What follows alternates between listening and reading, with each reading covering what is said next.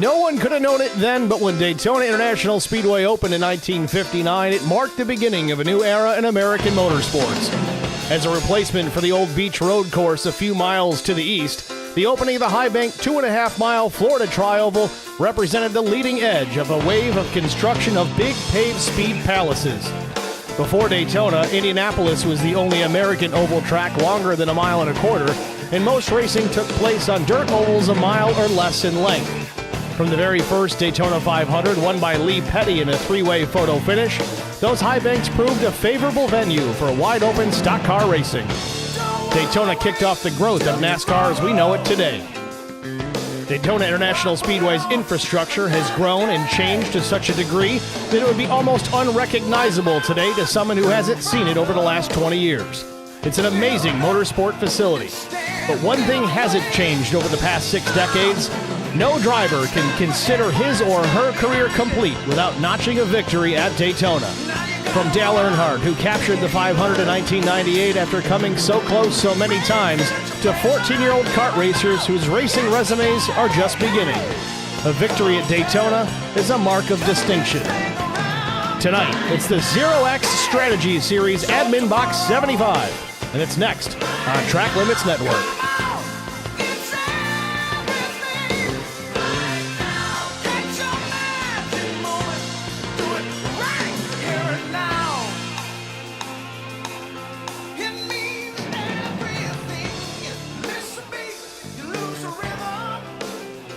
Good evening, everyone. Welcome to the virtual Daytona International Speedway Race 1 of the ZeroX Strategy Series Admin Box 75, presented by Fueled Up.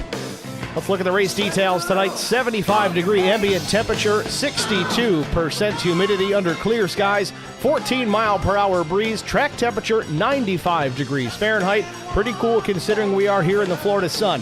75 laps the race distance, 63% fuel on board. What's that mean? 25 to 27 laps on a full tank. It's really going to depend on where you are in the pack, in the draft, that sort of thing. One tire set available over the wall for a pit stop to be determined later on. One fast repair, that is only here at the Super Speedway, and one attempt at a green-white checkered finish. Practice just about wrapped up here at the Speedway. Let's take a look at some of the fast times. The 84 of Jason Aranchak, fastest with a 46.627. Kerwin Marshall, Jason Blaney, Chris Stange, and Wesley Jeanette, the top 5 times. Practice on the timing here says 18 minutes. We had a little bit of a technical difficulty before this race got underway, so the practice session started a little late, so it's going to end a little bit early here in about the next minute or so. We're going to jump into our qualifying session, so don't really pay too much attention to the countdown clock on the left of your screen there in the timing tower.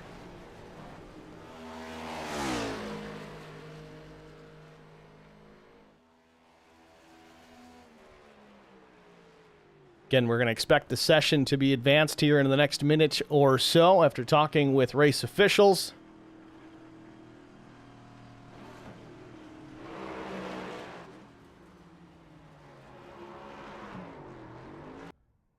Want to make note here, this is the Admin Box 75 presented by Fueled Up. And make special note here, the sponsor of tonight's race, obviously presented by Fueled Up, Admin Box. Let's keep those guys in mind here, jumping on board to help support this series. Check out adminbox.com and take a look at their Admin Box 4.0. Qualifying in the books. Practice in the books. We're going to get right into our quali session right away. 5 minutes, 2 laps, whatever completes first. Looks like Juan Linares on the track first, the number 48 machine.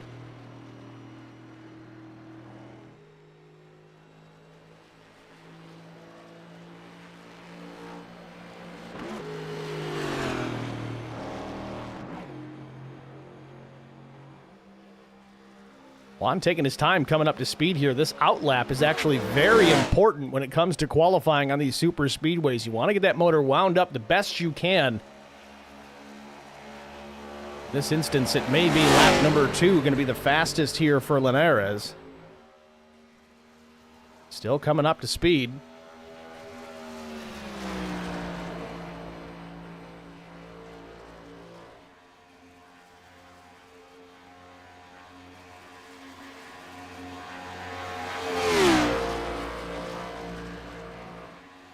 Juan takes the green flag, lap 1 of 2.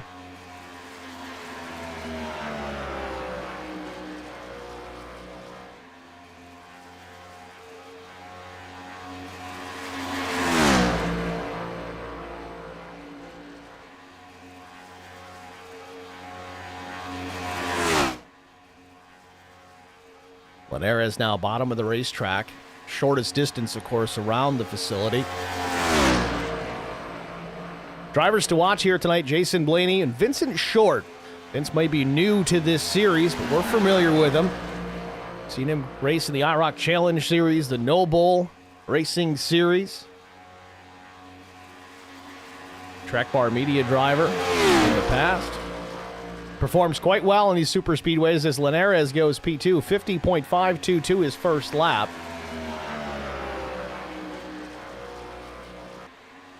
Jason Blaney on the track. Top time presently, Raymond Hanneman, winner of practice, at least earlier.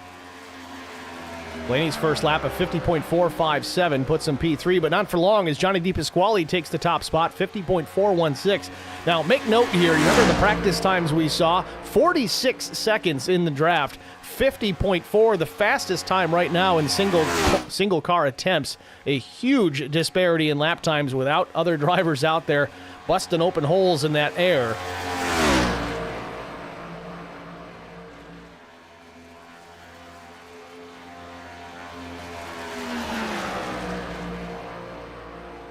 Three minutes into this 5-minute qualifying session, the drivers that have yet to take time better get out there. Blaney drops it below the yellow line. That is okay in qualifying. He improves his time slightly, gets into P6. Real tight times here at the top of the board. Rance Tatro, hopefully I'm saying that name right. I'm going to have to learn some names, guys, so if I'm saying them wrong, don't hesitate to message me in the Discord. As this 367 of Jim Treat goes P1, 50.405 seconds. Got Natasha in the stream chat, says, let's go Ray, number 85. That'd be Raymond Hanneman.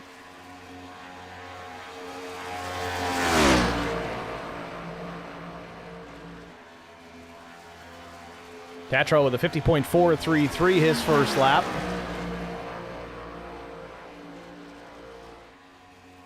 On the speedway now, the 15 of Vincent Short. Don't know if he's going to get both laps in. Tatro crosses the line, was 5th, and he'll stay there. Slower lap on lap 2. Now to Vincent Short, a 5:25. He's 20th on his first lap.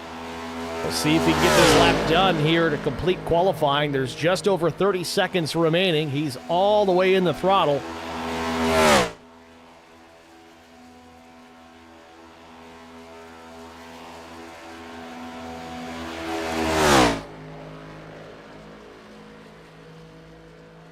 Vincent Short, retired U.S. Air Force on this Veterans Day. Happy Veterans Day, Vince.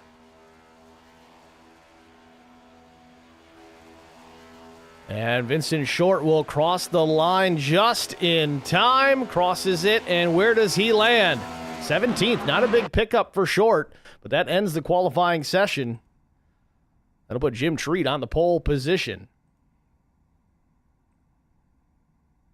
Sandra Nielsen in the chat as well says, let's go, Johnny. Assuming Johnny DePasquale. Probably the only Johnny in here, I think. But it's time. Let's take a look at our starting grid on the pole position with a lap time of 50.405 seconds. It's Jim Treat. Outside front row from Fueled Up Motorsports. Missed it by just 1/100th of a second. That's Johnny DePasquale in the number 1. Row number 2, it's Wesley Jeanette in the 74 and Raymond Hanneman. Row 3 will be Rance Tatro and Jeffrey Goodpaster. Row 4, it's Jason Aranchak and Chris Cornett. Row 5, the 22 of Jason Blaney and Austin Walton. Starting in the 11th position, the number 72 of Chris Stange. 12th goes to Juan Linares. 13th starter will be Blake Hochschild. 14th goes to Nathan Line. 15th starter Brandon Moore. 16th goes to Jackson West. Vincent Short, Track Bar Motorsports, he'll start 17th. 18th starter, it's Kerwin Marshall. Don Cartwright will start 19th. Tommy Polte will start 20th. 21st, Derek Buckaloo. Chris Peria, hopefully I got that right, 22nd. 23rd starter, Patrick McClendon. Carson Youngblood, 24th, and shotgun on the field in the number 14. That'll be Michael Thorne. Entire field separated by just under 0.3 of a second. Give you an idea how tight these lap times are.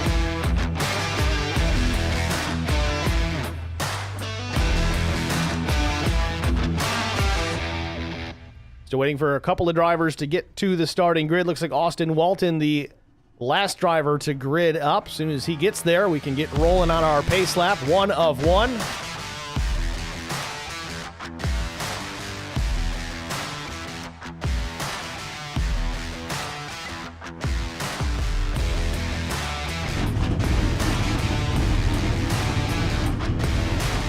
And there it goes. Pace truck rolls away with this 25-car field, the next-gen Cup Series cars.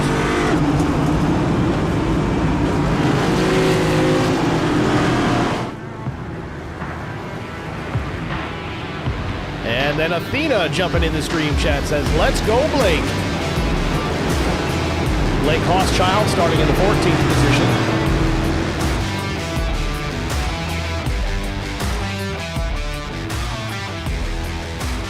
Once again, the race details in case you missed it. Air temperature a little bit cooler as the sun starts to drop to the horizon. 73-degree ambient temperature, a little more humidity, 76%. Clear skies, a 12-mile-per-hour breeze. We'll see how that affects these race cars and their handling this afternoon. Track temperature cooling also at 79. That'll actually help the handling a little bit. Race distance 75 laps. Fuel on board 63% to start this one. That's 25 to 27 laps. Of course, it's going to be less if you're out in front with no drafting help in front of you. One set of tires over the wall, one faster pair. That is exclusive to the super speedways. And one attempt at a green-white checkered finish if necessary. Getting ready to start the season here. The Admin Box 75. Presented by Fueled Up. It's going to be a fun one. Really looking forward to this. Got to thank Dustin Rogerson for bringing us on board here. Jason Blaney for arranging the meeting. Enough of that stuff. Let's get racing.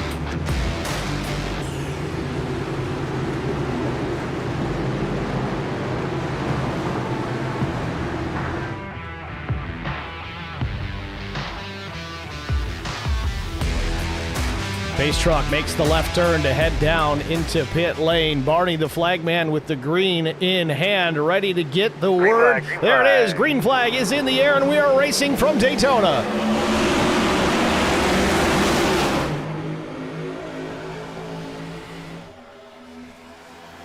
Field just coming up to speed. It'll take the better part of an entire lap to get these cars completely wound up. Treat leads him down into turns 1 and 2. Initially outside lane, just not firing off. Johnny DePasquale leads the top lane. Off turn number 2 now, spilling out onto the back straightaway here at Daytona International Speedway. Treat leads Jeanette, DePasquale, Hanneman, and Tatro, the top 5. ZeroX Media Design in the chat. Thank you, Steve. Thank you for bringing us on board. Field now through 3 and 4 for the first time this season. Into the short chute as they head down into the tri-oval. First lap in the books, and DePasquale's going to lead lap number 1. Hanneman there right to the back bumper.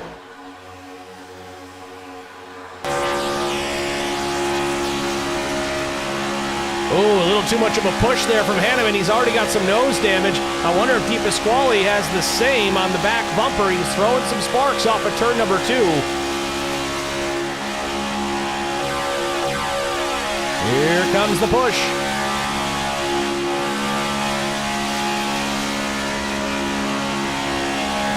And you see it right there. Use code FUELEDBOX with 2 X's at Admin Box.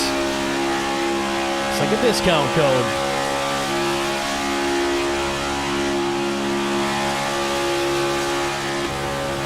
Now to the driver's eye camera with Raymond Hanneman as he rides into the second position, right to the back bumper of Johnny DePasquale.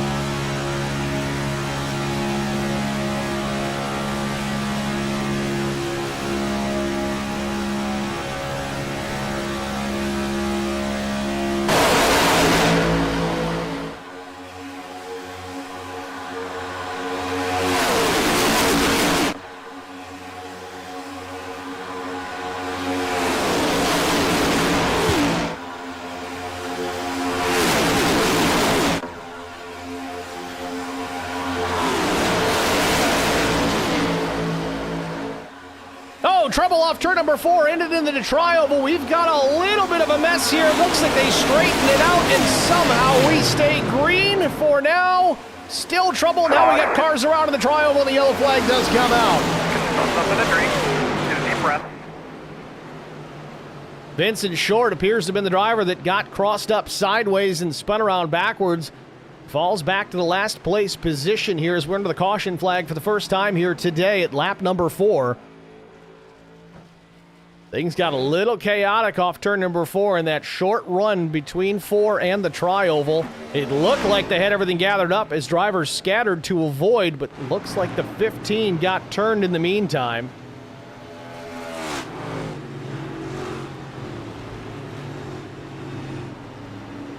See if we can go back and take a look what happened here. I believe it was indeed the 15 is short.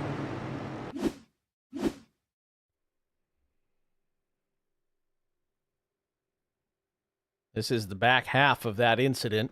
This is effectively where we got put under the yellow flag with the 15 spinning. Really a lifesaver for Vincent Short having the yellow come out. If it hadn't, he absolutely would have lost the draft. Let's try and get a look at it again here. I'm going to have to back this up a little further. The rewind button I hate, but sometimes iRacing just doesn't pick it up in time. Looks like it starts here. I can't quite tell who that is on the outside lane. The lead car on the top lane on exit. I think you might get an off push here coming out of 4. Yes. And he may get, yeah, he gets crossed up here. Looks like the car trailing gets to the right rear and just kind of hooks him. Inadvertent, but these cars dance around so much when you try and push them. Then it stacks everybody up in that lane. Miraculous that everybody else in that line didn't get turned in that incident, but you see everybody diving to the bottom knowing that there's something happening at the top of the racetrack.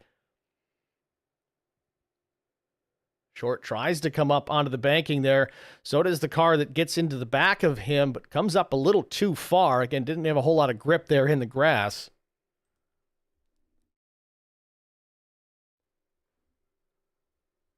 Short really dirt tracking it there, the apron of the tri-oval, trying to hang on to it, but to no avail. I think Vince should be okay here. Again, they do have fast repairs. There's only one.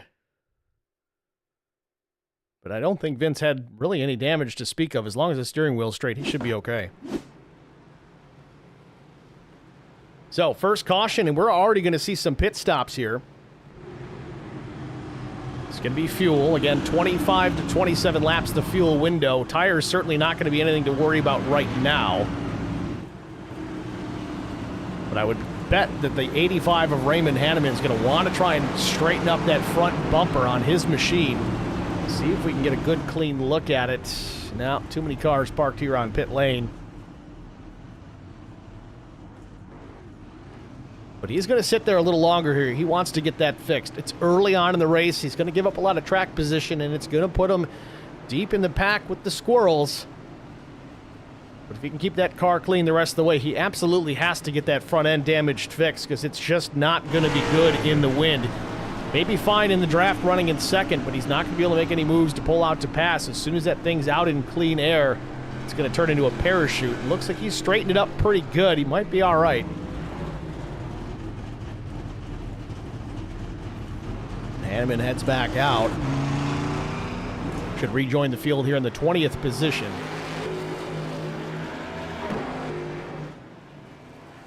Vincent Short in tow.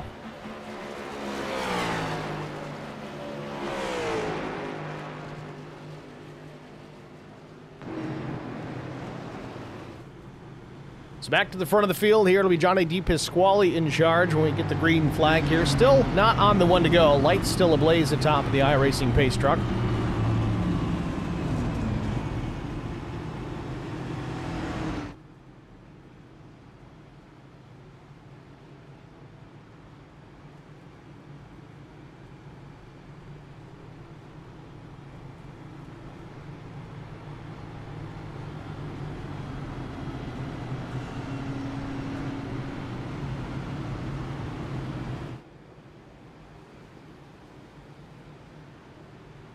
So we're trying to get everything sorted back out here. We're going to double up behind the iRacing pace truck as they cross start finish. Those lights should go out, indicating the one to go signal.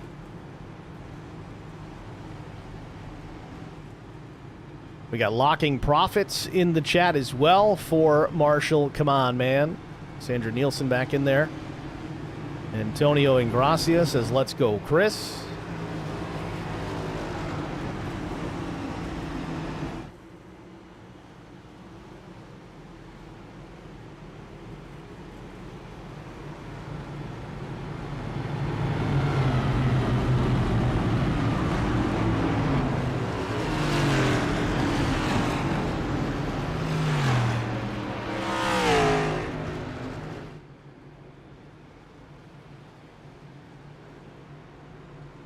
Sun setting rather quickly here at Daytona.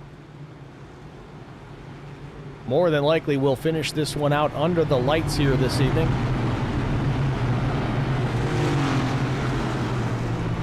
Really, that transition may not be as much of an issue because it is setting a little sooner than we had anticipated. 7 laps in here. We've only run about 3.5 completed laps under the green flag until the caution had come out.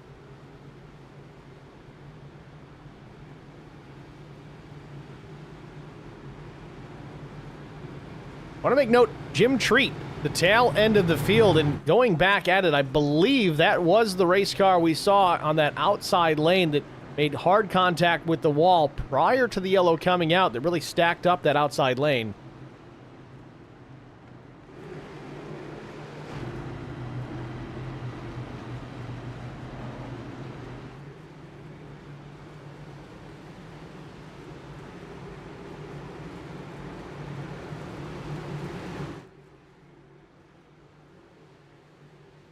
Tyler Jones in the chat. Let's go, Chris. It's your brother. You got this. I'm loving you guys here in the stream chat. Keep that up all season. Pace truck Green is flag. in. Green flag back in the air. We're back racing here at Daytona. Di Pasquale coming up through the gears.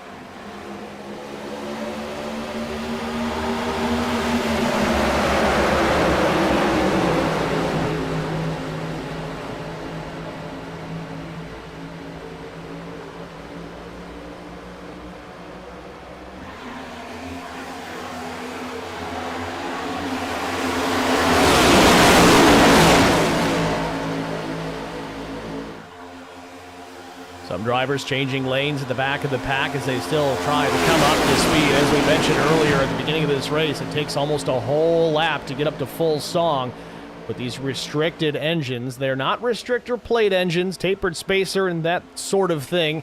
They don't run plates anymore, but crossover now. Di Pasquale switches lanes to block the advance from the 18 of Rance Tatro. Back around, everybody up to full song. The 74 now working the outside lane. That's Wesley Jeanette taking the top spot. Leslie may stay up the top side with Jason Blaney attached to the back bumper. Sparks already flying here at Daytona, but no wrecks right now. That's all the chassis bottoming out in the middle of the corner.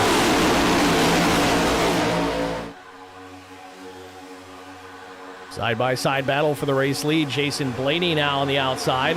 Jeanette dropped down to the low side of the racetrack in front of Johnny Di Pasquale, so Blaney inches his nose out in front, tries to come down the track just a little bit, maybe the side draft. The 74 a little, it didn't help him too much. The outside lane not as organized as the inside. It does make a difference. The more cars you have lined up, single file, nose to nose, the faster that lane's going to go, but you see some gaps there behind the 38 machine. That's Nathan Line. Line doing everything he can to push Jason Blaney, but he doesn't have enough help behind him right now. And you see that outside lane kind of separated, disorganized right now. So that outside lane not going to move quite well. The 74 Jeanette with the advantage on the inside. Di Pasquale in tow. Rance Tatro in the 18 in line behind.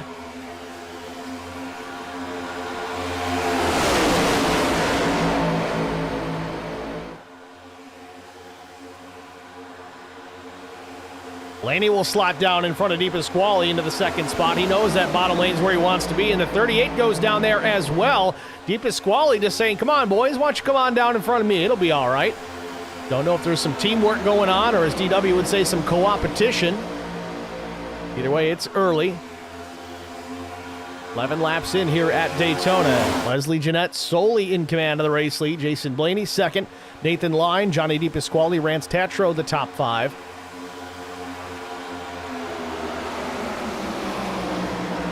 the drivers with close quarters battle here. I think the 84, Jason Aranchak, might have made some contact with Chris Peria in the 13.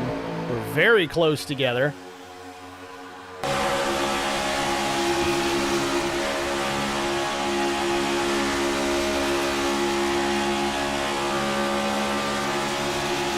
Aranchak losing ground on the top lane. Everybody freight training on the bottom side of the racetrack. Can't get going.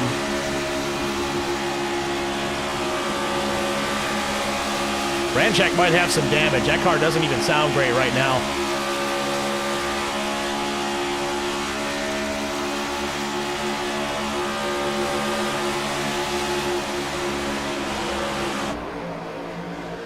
A lot of drivers lifting out of the throttle in the middle of the pack.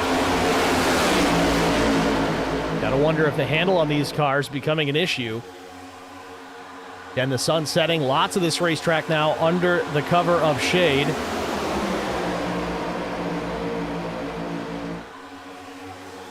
Got Michelle Tatro in the chat, says, where's the 18 cars paint scheme, please and thank you? I'm not sure. I got Trading Paints Pro. It's all set up and ready to roll. Either he didn't get it loaded. That could be the case. When I get an opportunity here, we'll do a refresh. But I'll warn you guys, everybody's going to turn one color here for a little bit until everything refreshes. So stay with me. We're going to reload the textures and see what happens. Now it looks like an IROC race. Just give it a minute.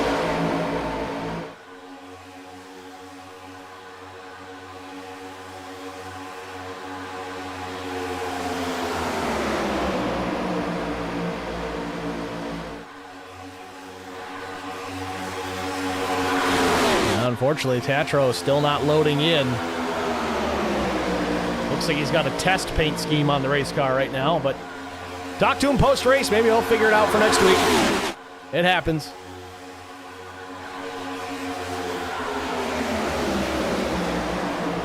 Back out in front, some things have changed a bit. The 88 of Chris Cornett to the top spot. The 88 car in the bottom of the racetrack. The 85 of Hanneman leading the outside lane. Certainly damage repaired on that car, but to what extent? Was it completely fixed? It's never 100% after you bend that sheet metal. And it's starting to seem like it's slowing down that outside lane a bit. Hanneman not quite at full song, it appears.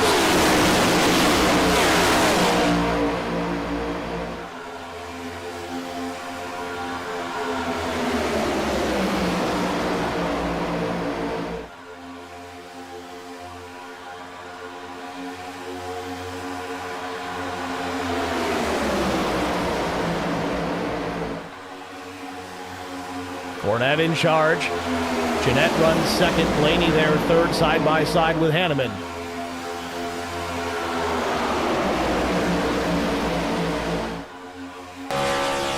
On board with Blaney.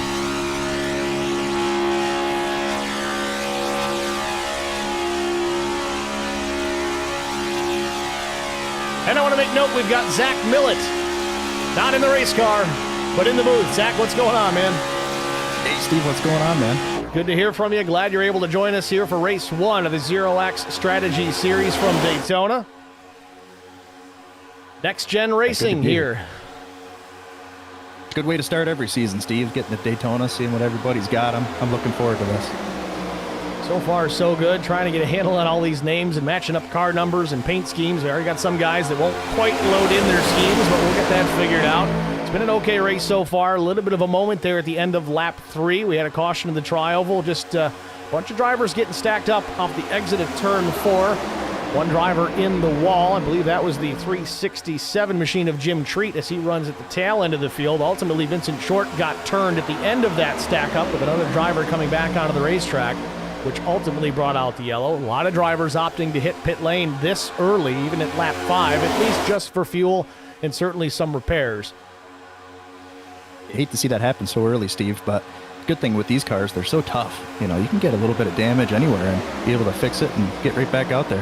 One thing we have seen, I want to make note here as you come up into the broadcast booth, Raymond Hanneman, the number 85, that is the lead car in the top lane.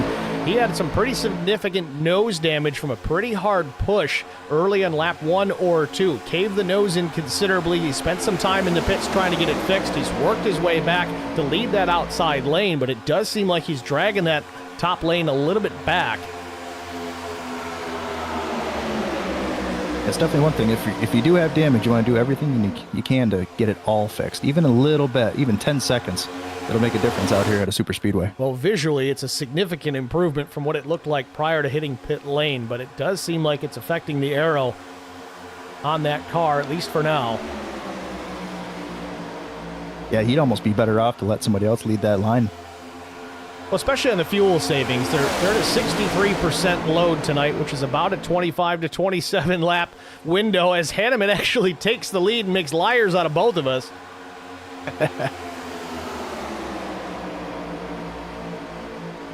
So a lead change here again now as the 81 of Derek Buckaloo is the outside. He'll go around and take the top spot. Will he drop down? He does. Takes the low side of the racetrack as the 84 Jason Aranchak now leads the top lane.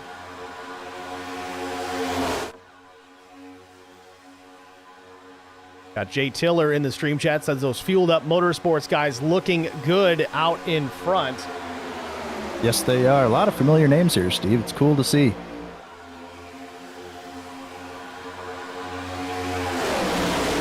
And Zach, with you coming in late, I am sharing the screen now. Just confirm that you can see what I see. If not, we'll keep working at it.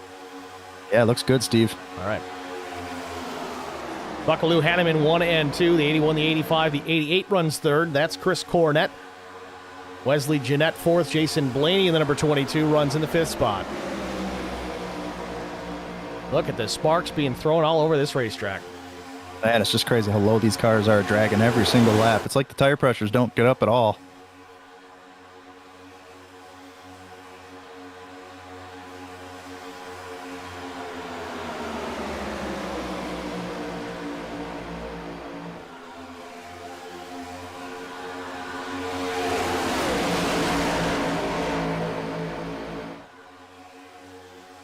Buckaloo maintains the top spot. Top 6-7 cars single file on the inside.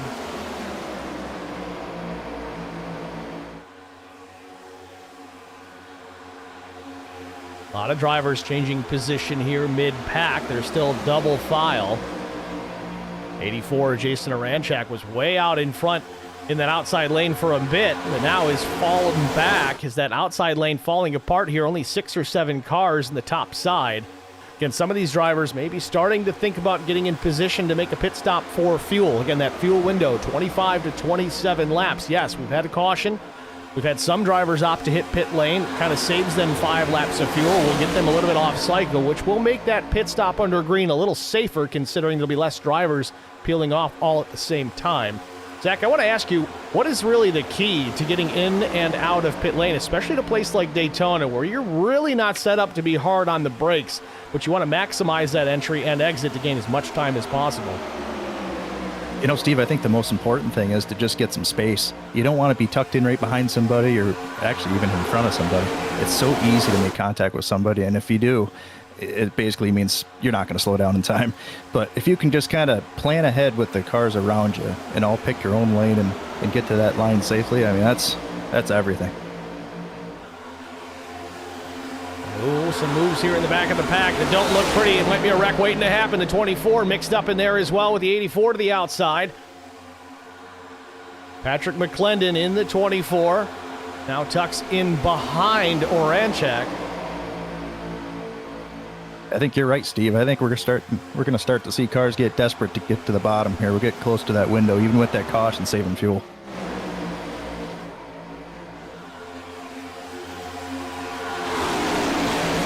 Actually, looks like, now that I'm looking at the pit lap for all the drivers, it appears everybody came down pit lane for one reason or the next. So let's say north of lap 30, we may see guys pull down all at the same time. They're going to be on the same sequence here.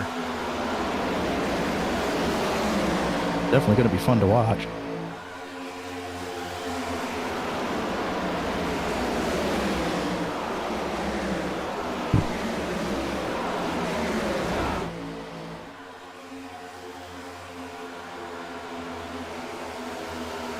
ZeroX Media and Design in the stream chat pointing out something here. They have moved the pit road line back a little bit here, so watch for speeding penalties for those drivers may not have picked up on that. They may have a familiarity with where it used to be, so there's a breaking point that they have in their head that they may revert back to. Adrenaline makes you stupid, folks, and if you're thinking about it and you're excited, you're like, it's the first race of the season, we're a third of the way through this thing, I gotta nail this pit stop. Well, you go back to what you learned before, it's going to be wrong, and you're going to get popped by the police. Yeah, you're so excited to get out there and race with your buddies, Steve. You know, you don't or think about even practicing your pit road entry. We have seen some guys in the practice sessions doing just that as Michael Thorne pulls off the racetrack into his pit stall by himself. I don't know if this was a plan that he had in mind to come down alone. If that was the case, it's not a wise one. You got to have a dancing partner when you get back out on the racetrack, because if you don't have someone to draft with, you are going to be significantly off the pace. We saw qualifying speeds about 50 seconds. In the draft, they're about 46, 47, so a significant delta in speed when you're by yourself. Yeah, and if he goes one lap down here, he could probably recover from that, but boy, it's not going to take long to go more than one lap. Going to need a quick caution, even with these guys making their own pit stops, or just kind of cross your fingers and hope somebody else does the same thing and you got a buddy back there to work your way up. But a two-car draft really isn't going to be enough to get you caught up. You need 4+, I think. Correct me if I'm wrong, Zach. You spent a lot of time in these next-gen cars, but I don't think it's enough help to get you back up there. No, it's really not. We're going to see the speed delta here. How much faster those cars in a pack go around the outside of that car. And there you see Thorne losing tons of ground there as the field flashes by. He's going to be lucky to pick up the tail end of this group.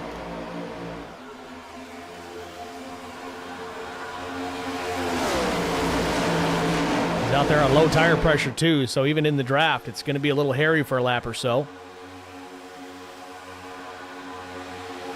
Buckaloo maintains the top spot, and Hanneman has tucked in behind, as we were talking about earlier, Zach. You mentioned it might be better off to stay in behind somebody. That's exactly what he's doing right now. He's pushing the 81 with everything he's got right now. Yeah, might be helping each other with fuel here. I know the last place I want to be on a super speedway with a short amount of fuel is the lead.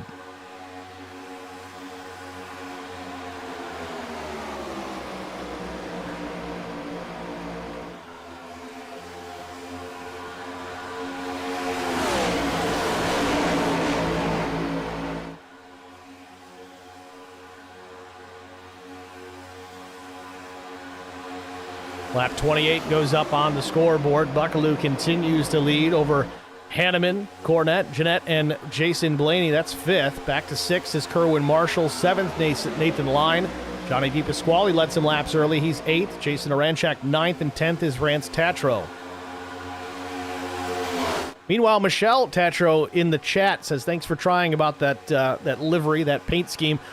Since you're watching, Michelle, are we saying the name right? That'd be nice if you could help us out there just to make sure, because some of these are, well, they're not Smith. Let's just say that.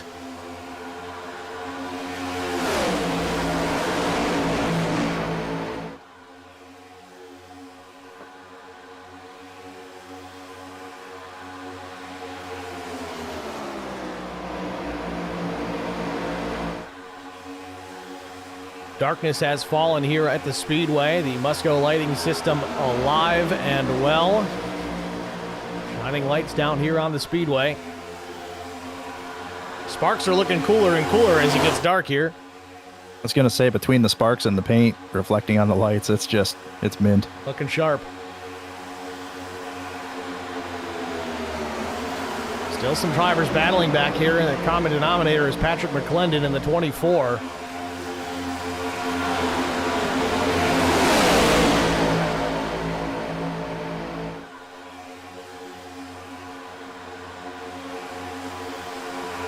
Zach, I want to ask, we've heard guys in the past just talk about the best way to win these races on these super speedways. A lot of times it's just plain old luck. Some guys will say, oh, it's best to be out in front and not have to worry about the pack wrecking in front of you. Some guys say it's better to hang out at the back of the pack until it's time to go. But what's kind of your method? I know your feelings about super speedway racing. It's certainly not something you enjoy as much as maybe some places where you got to use a lot of brake pedal. But how do you go about trying to run these races and pick up a win? Yeah, it's definitely no secret. I'm not a huge fan of these places. I hate any kind of race that is kind of dictated by everybody around you. You know, you don't. It's kind of dependent on who's pushing and who's going around you. So, I don't know. Oh, here we go for pit stops here, Steve. Land rush headed to pit lane. Everybody and their brother. Half the field stays out, half comes down to get pit service.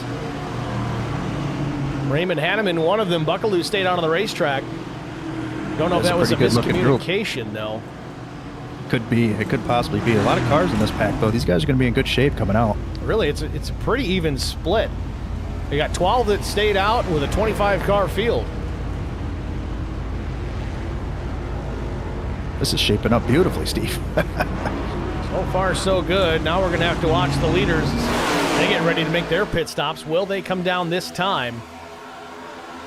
Now, Buckaloo and Cornette, they kind of got stuck out there in front of everybody. They're going to be losing a little bit of ground, but they're going to stay out another lap. I almost would have come down right now because they're not running the lap time that they need to, just 2 by 2 there. Yeah, you hit the nail on the head, Steve. They're losing time every second they're out there. But here comes the pack. They're going to kind of suck up to the back of these two guys and pick up their pace a little bit. See, now it puts them in a position that they got to worry about those guys running them over as they finally make that hard braking into pit lane. Hopefully nobody gets run over. The first group did just fine.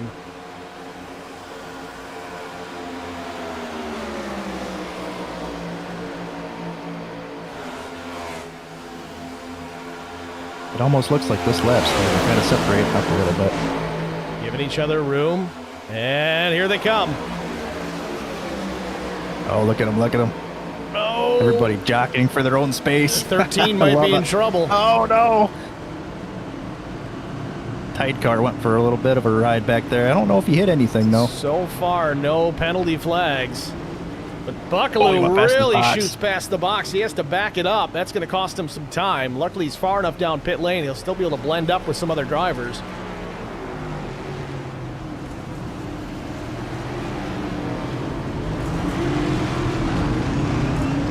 Back out there, and it appears no penalties. Beautiful. Job well done, folks. Now can they get blended back up? Here comes the pack at speed. These 5 cars. Now Cartwright stayed out on the racetrack. He is by himself coming to pit lane, so he's going to have a whale of a time.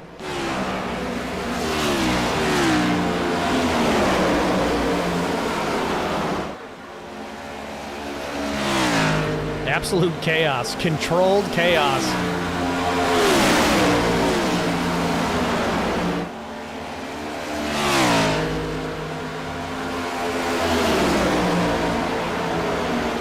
So green flag pit stops just about completed here at Daytona International Speedway. We're about 4 laps away from halfway.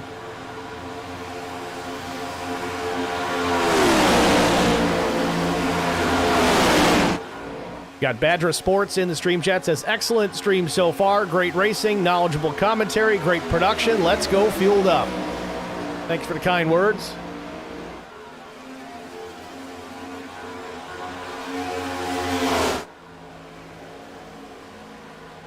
So that 85 car that we were so worried about having the nose damage that had to get some repairs made to it is back out in charge of this field. Nathan Lyon is second. Blaney picked up a couple of spots in the cycle. He goes from 5th to 3rd. Kerwin Marshall's 4th. Johnny DePasquale in 5th. Definitely got quite a few teammates in this lead group. That's exactly what those guys want.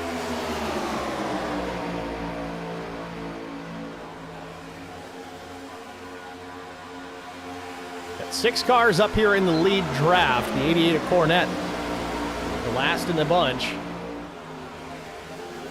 We go back a little further here. This pack a little more antsy.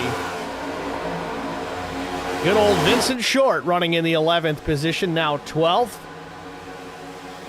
Again, a happy Veterans Day to Vincent Short, retired U.S. Air Force.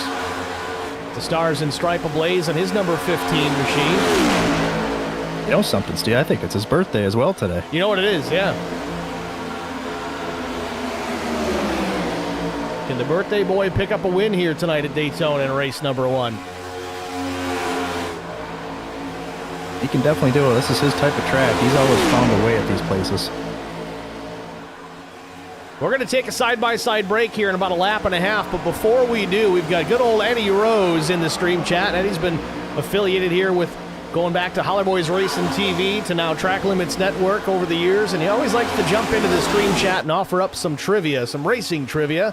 He says, hey, Steve and Zach, King Richard got the most wins here at Daytona, but who has the second most wins? If you're watching and you're in the stream chat, go ahead, put your answer in there, and we'll confirm the answer when we're all done with our side-by-side break, but we're not going to go quite yet. Lap 38 will be halfway. That's when we'll jump out. So that's the question. Richard Petty, most wins here at Daytona, but who has the second?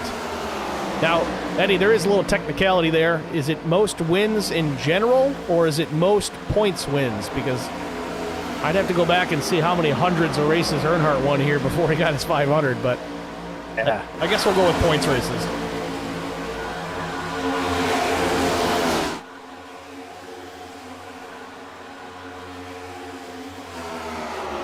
Back out front, Raymond Hanneman still in command of the field. The 38 of Nathan Line in tow. Jason Blaney, Marshall, Di Pasquale. Top 5 has not changed since the pit cycle. Field out of turn number 4, coming down to the cross flags halfway here at Daytona International Speedway. We're going to step aside, get a side-by-side break out of the way. Stay with us. You won't miss a moment of the action. We'll be back after this.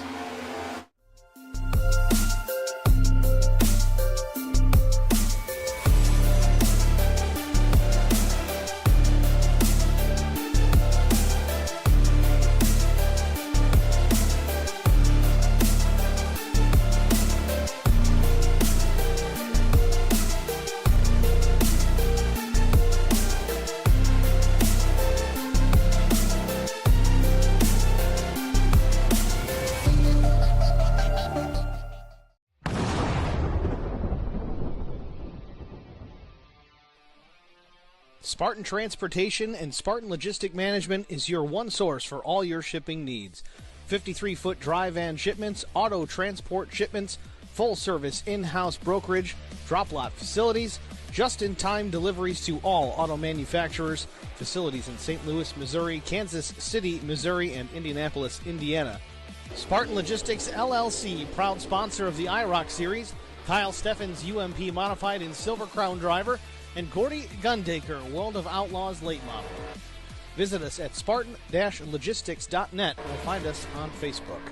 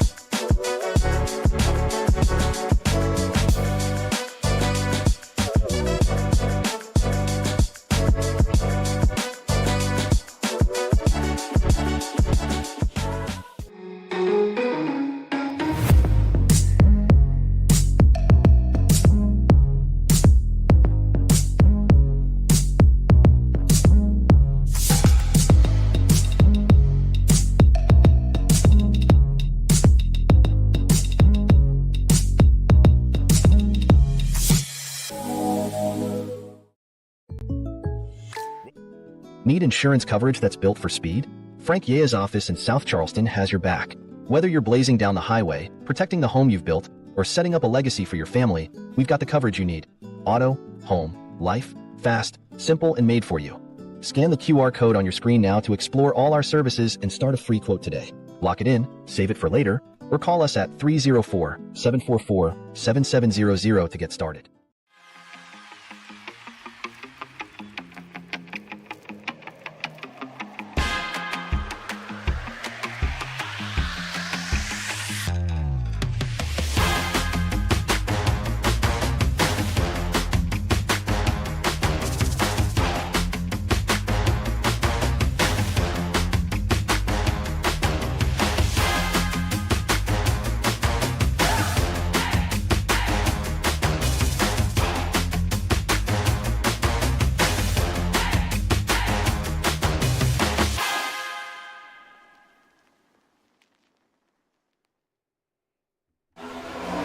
Back at Daytona International Speedway. The Admin Boxx 75 presented by Fueled Up. Past halfway here at Daytona, Raymond Hanneman continues to lead, but we want to take a moment here. I know we just ran some commercials. That's more for us, but this is for the league. Big sponsors involved here with this series. Of course, ZeroX Media and Design, Admin Boxx, of course. We got Snowbelt, Youngblood Racing, and, of course, Fueled Up. Thank you guys all for jumping on to help support this series. It goes a very, very long way.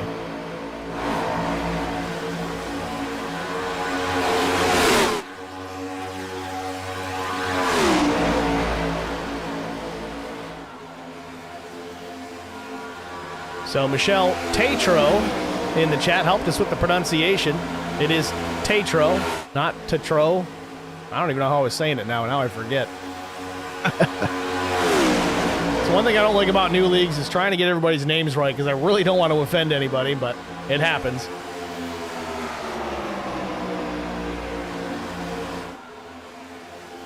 And I'm going to spit this out right now because I had this conversation with the league admin, Dustin Rogerson. We're broadcasting from Rochester, New York, the home of ZeroX. So I told him I was probably going to screw this up at least a couple of times this season, and instead of calling it ZeroX, I was going to say ZeroX. It's spelled differently, but it's still in my brain. It's going to happen at some point, so I'll apologize in advance. I'll put my money in the swear jar, and we'll just call it a day. Oh, I'm glad you said it, because I was probably just about to do it.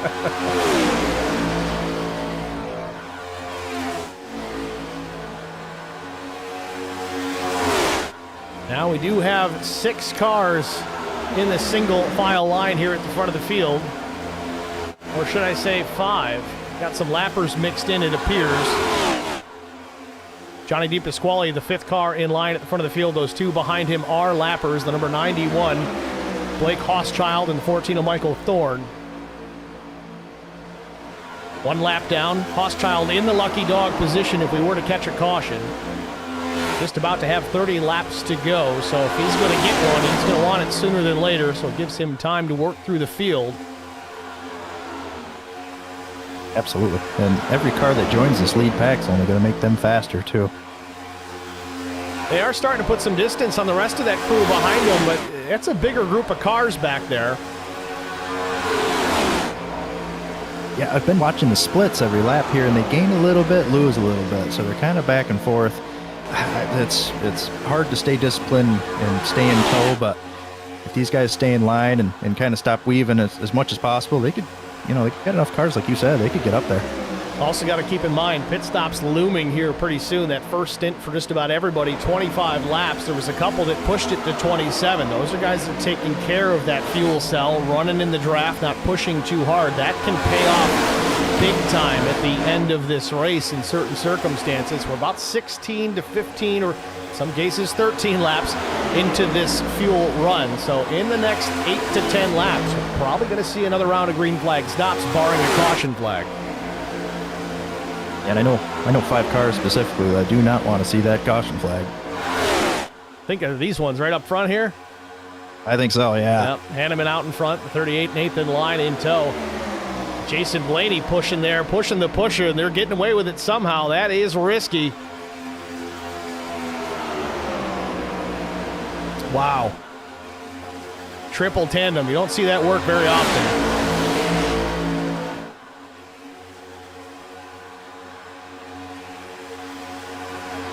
No, and I think I know the reason they're doing it, Steve. I'm looking at this ticker, and that second group gained a 10th and a half that last lap, so whatever they're doing, it's working.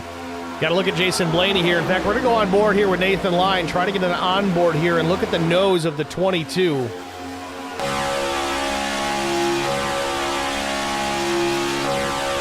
little bit of damage.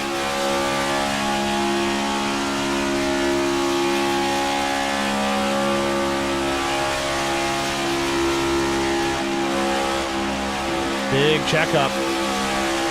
Let's Blaney pull back in.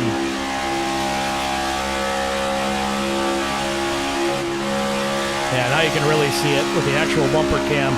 It looks a lot like the damage we saw on Hanneman early on, so if we get a caution, he can probably get that fixed.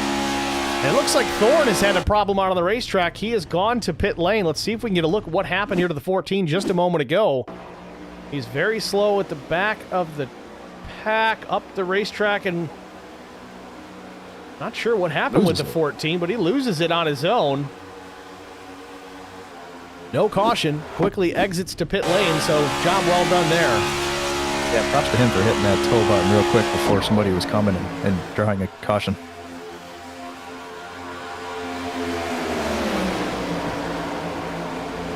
And we got Crystal Volano in this stream chat. Crystal also going way back here with the track limits, Holler Boys Racing, Track Bar Media, you name it. Says the boys in the booth together. Thanks for checking in, Crystal. Long time. Good to hear from you.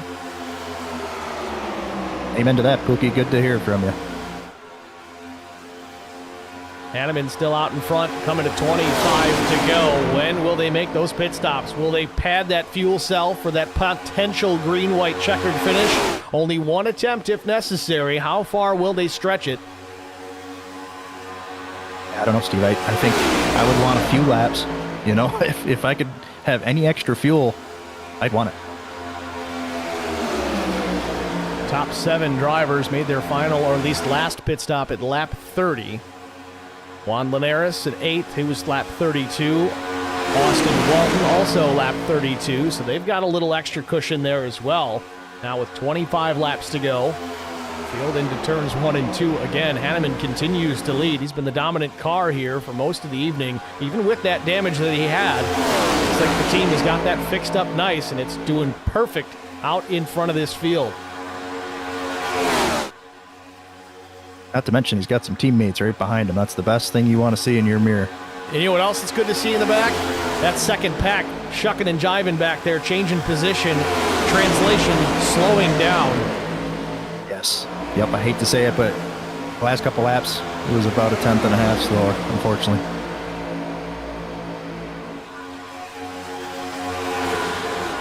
Don Canwright going to come to pit lane here. He's running in the 24th spot. Not a lead lap car.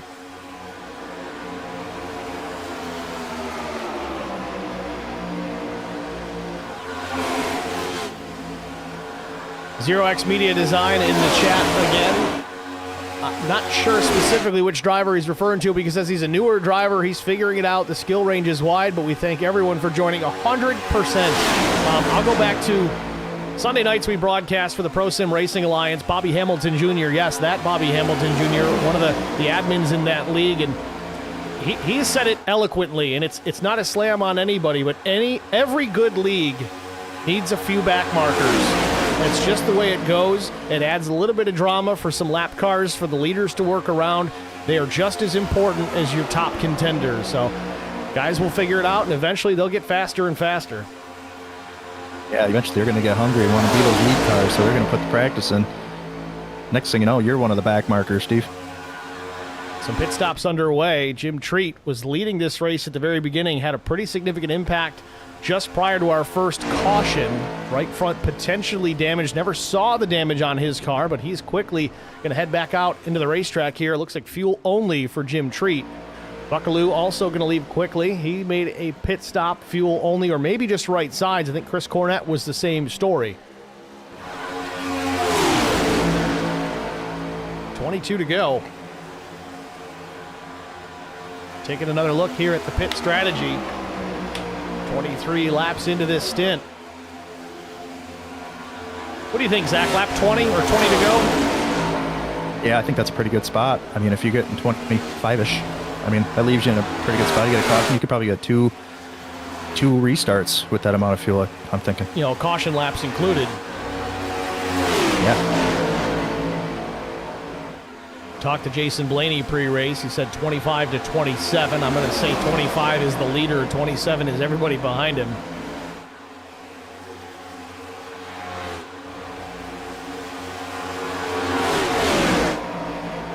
Some lap traffic in front of the leaders. They're kind of dancing around, trying to make a decision.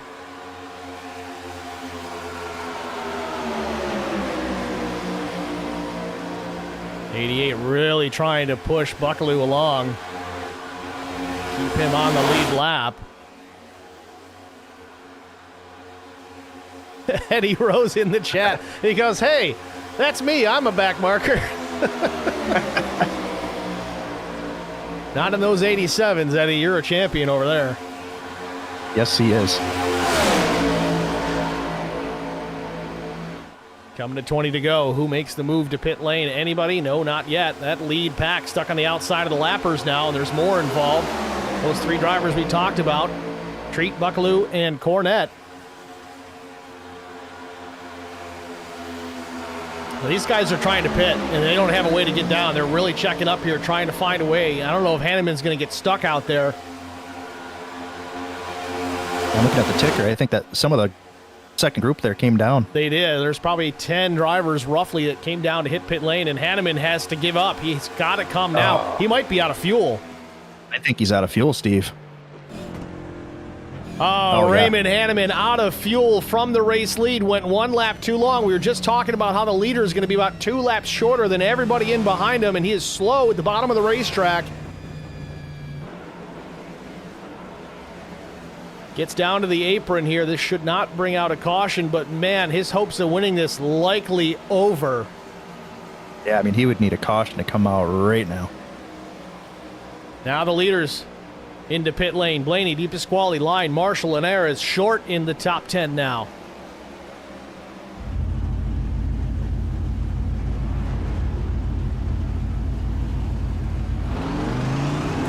West having trouble getting into his pit box clean. Still trying to get it straightened out. Oh, this is terrible for the Tide ride.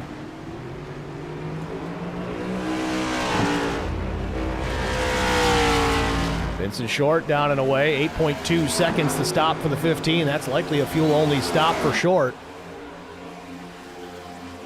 Blaney's still shown as the race leader as he's exiting pit lane. Just gets to that blend line on the back straightaway. Blaney gets his pit stop completed and holds on to the top spot. We got to see what the front of his car looks like, Steve, if he got that damage repaired. Or it's straighter than it was. Blaney spent an extra couple of seconds. You were talking about it earlier, Zach. That extra 2-3 seconds of repair makes a difference, and it appears to have done just that. He did lose some track position spending that time down there, but he still has the race lead with the 38 and Nathan Lyon right on the back bumper. Here comes some faster cars in behind, the 1 of Di Pasquale and the 4 of Kerwin Marshall. 4-car draft, the top 4 guys all together. With 18 laps to go, this may have worked out in Blaney's favor, but did he get enough of that damage fixed to be able to defend that race lead? Well, I know it's a lot easier to defend when you got 2 teammates behind you. So that 4th car line, I don't know if he'll be able to do really anything. It's first race of the season. You just take that 4th spot, pick up those points, and take them to Vegas and see what you can get next week. Absolutely. Absolutely. I would get out of here with a smile on my face. The other side of that coin is if you look at Nathan Lyon, say he pulls out to pass and Di Pasquale goes with him, that's going to leave Blaney with a lot of bog down, which could allow Marshall to stay there, pull the draft off to 22. Maybe he picks up a couple spots. Oh, here's a crazy thought here too, Steve. If you're Jason Blaney, correct me if I'm wrong, he won the championship last season, right? I didn't broadcast for this series last year. I'm not 100% who the champion was, but that very well could be. Blaney's certainly a potent driver out there. So with Blaney being kind of a threat every week for wins, depending on how they do the playoff system over here, it might be pretty beneficial to get Nathan Lyon a win here, get him into the playoffs. I don't know. There might be some strategies here, Steve, to play with. You got to wonder, too, is there a 100% rule? And the caution comes out with 17 laps to go. Not sure why. Is it the 76? He's off the pace considerably. Patrick McClendon maybe is showing a potential problem. Ah, there it is, the 24. Oh, that's one. And he just goes right to pit lane. He'll tow. So let's see what happened here. Confirmation in the chat, Blaney did win the title last season, and here's the wreck. Oh, man. Oh, man. That's got Ryan Blaney written all over it. Yes, it does. This is where you're happy it's a sim, folks. Oh, my goodness. That hurts, and it's not even real.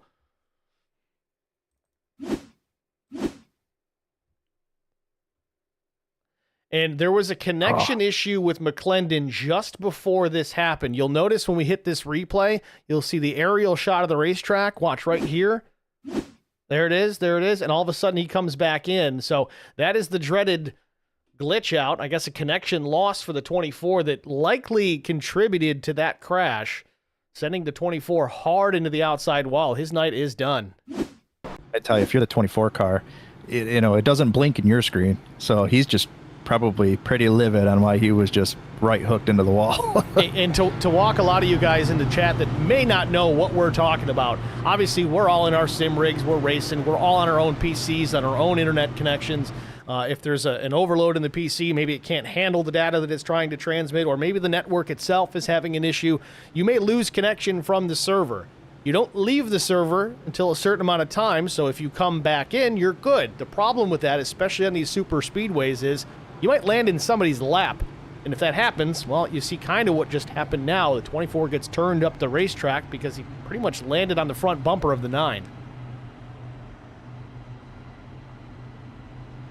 Let's try to go back and watch this from Austin Walton's perspective. I'll back it up a little further here. Let's see what he sees. This is the 9 car that was in behind the 24. We'll go full speed in the cockpit.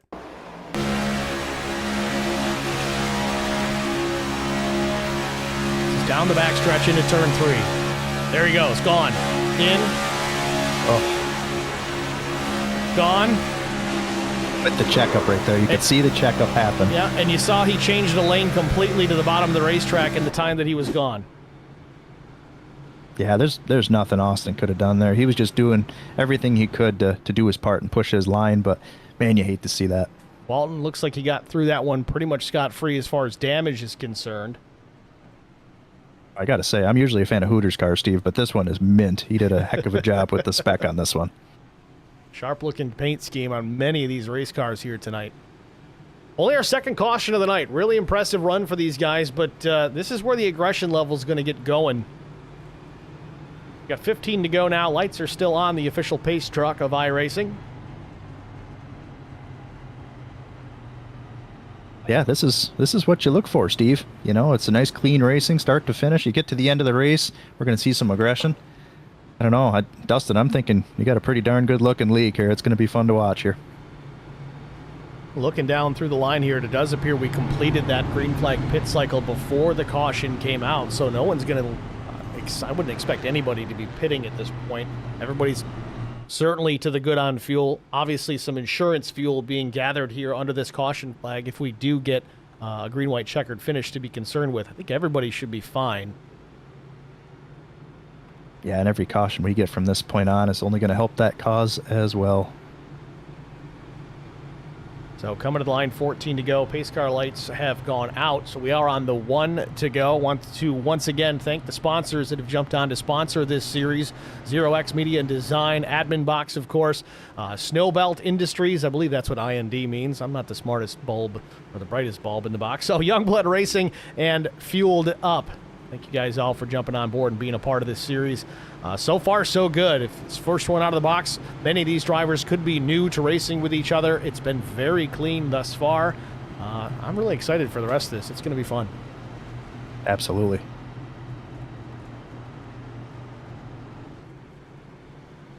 Want to make special note. We do have a little bit of a contingency here. I travel for my day job, and sometimes it's last minute. Sometimes I'm going to miss a race or two. We do offer tape delay broadcasts, so that is something that you guys are going to want to watch out for. If there's not a live broadcast of your particular race, we'll try to follow it up at a later date. That said, this always seems to happen. My favorite racetrack, Watkins Glen International, will be one of those dates that I'm going to miss. So with that said, we've already had the conversation with Dustin Rogerson. Track Limits Network will broadcast that tape delay, and we're going to sponsor it as well. So that's going to be effectively a freebie for those guys, just given the fact that we can't broadcast it. But either way, so don't forget to watch that one. I'm really excited for it. I really hope we got some good road racers in here, because sometimes you get one guy that can just check out. I know Blaney's not too bad on the road courses, but I don't know. Curious to see who else has got some pace out there when we're turning left and right. Yeah, you'll definitely have to let me know the date on that, Steve. I'll make sure I'm in the booth with you for that Watkins Glen. I can't miss that one. Yeah, I think it's the end of February, so it'll probably be, we're going to Florida for a vacation. I think that's when it was. I got to double check the schedule, but yeah, that's where we're at. Beautiful. I'll let you know. Pace truck is in, ready for the restart here. Barney with the green in hand. Into the restart zone. Green flag called for, and we're back racing with 13 laps to go.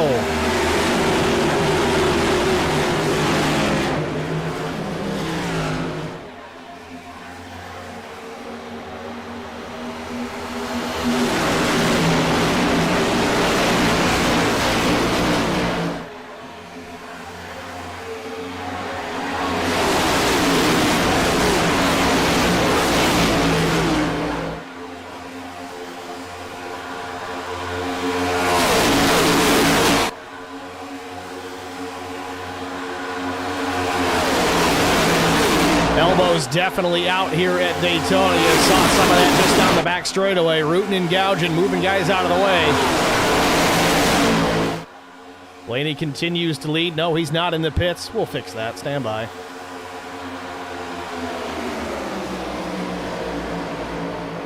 There we go. Line run second, Deep Pasquale third, and the 6 of Jeff Goodpaster up to 4th. Haven't talked about Jeff much tonight. He started 6th, but back into the top 5 now. Latter stages of this race. Brandon Moore runs in P5. Then, There will be a caution. trouble now. The 13 goes around. Chris Pereira in trouble off turn number 2. Comes to rest at the runoff on the back straightaway, and caution out for the 3rd time. Looks like he got away from it pretty scot-free.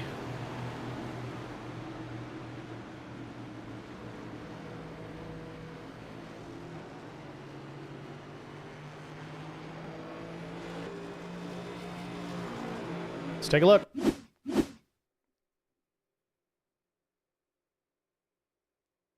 Ooh, that looks like a lot of net code. I don't think the 13 came around in the zone, but it seemed like he was coming around before a short got into him there. Yeah, there was definitely a pace difference there.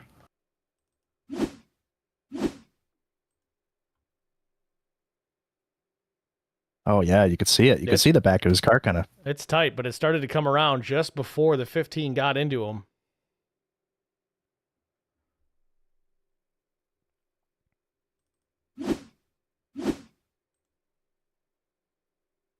And yeah, but you can't put that one on the 15. The 13 of Pereira, I think that's how we're saying that one. He came down the racetrack a bit right into the path of short. Short had a run. Not a whole lot you could do. Yeah, you can lift, but again, we're getting on to 10 laps to go here. Yeah, that's one thing for sure at these super speedways. You get close to 10 to go, you're not going to find anybody lifting for anything. I want to try and get a different angle on this from Vince. This is on board the Vincent Short machine. Watch that 13 car, the Jack Daniels car up top of the racetrack.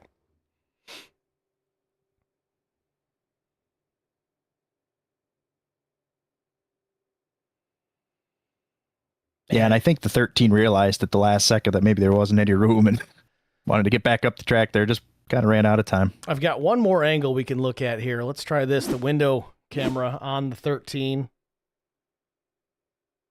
There was just ever so slight contact there, but again, the 13 did come down just a bit.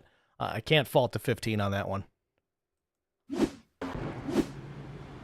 Got some cars coming in pit lane here. Well, they thought about it, trying to pull the old Okay. trickaroo.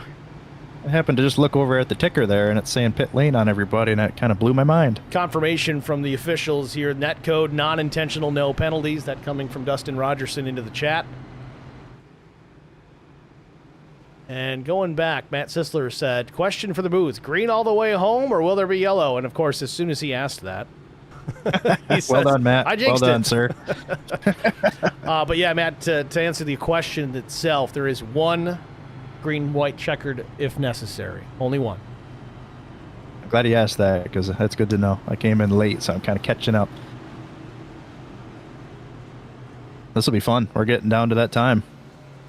Indeed.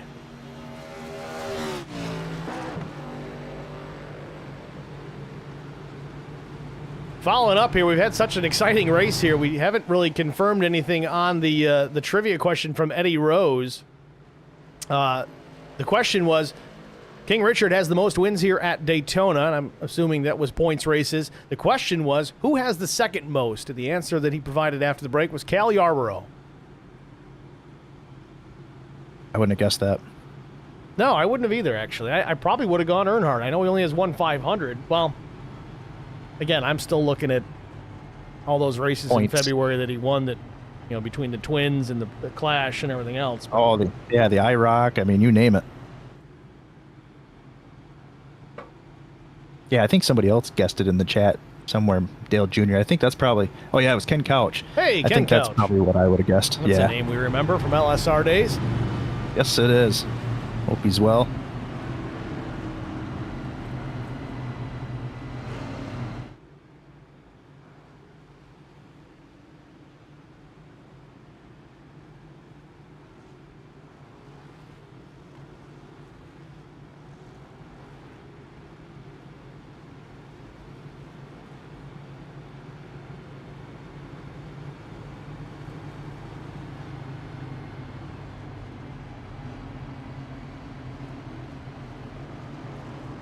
Lights on the pace truck are off, so that means 1 to go to green.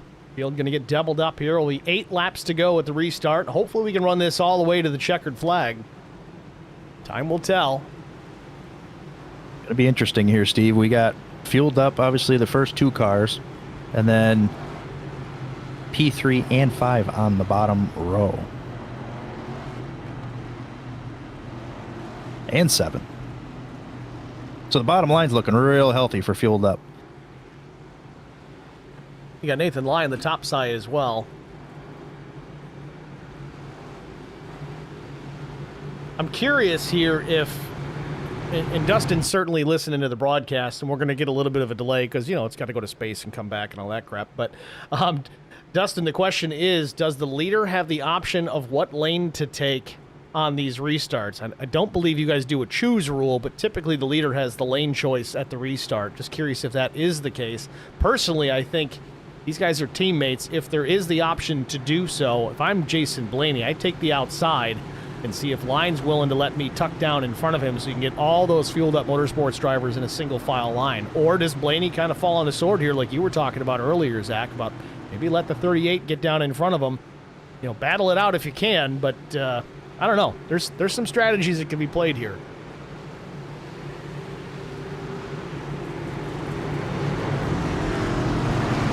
Yeah, it's the racer in all of us that, you know, you want to try to win everything you can, but yeah, I think it'd be a big move to get Nathan a win here.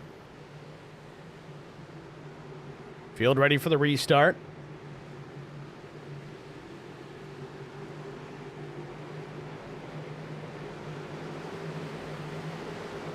Green flag. Green back in the air. Blaney with a good jump. Well, he's going to get tucked down in front of the 1. There he goes. All right. Well, that's one option we didn't think about. This really opens it up for that top line, though. There's nobody in their way anymore.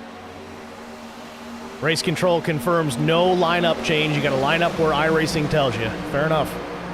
Nice.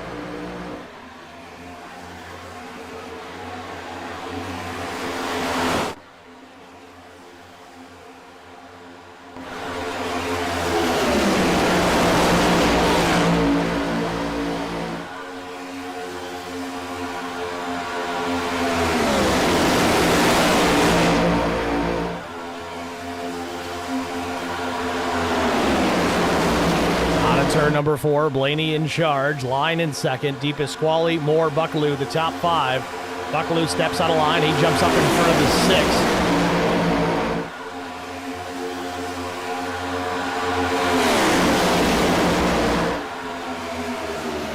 Now I'm seeing something pretty important here, Steve.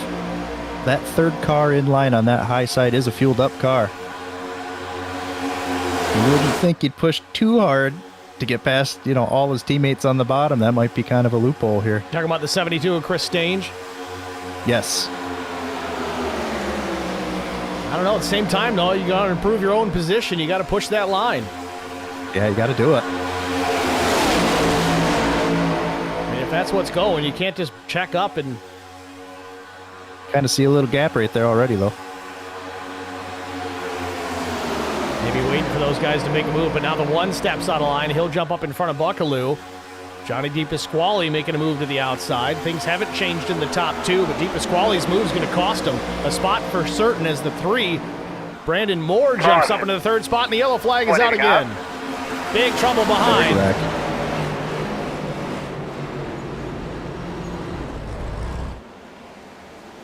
So with 6 laps to go, our 4th caution of the night, kind of what we expect in these super speedways. Everybody pushing everything. Somehow the 18 throwing grass where there isn't any. Yeah.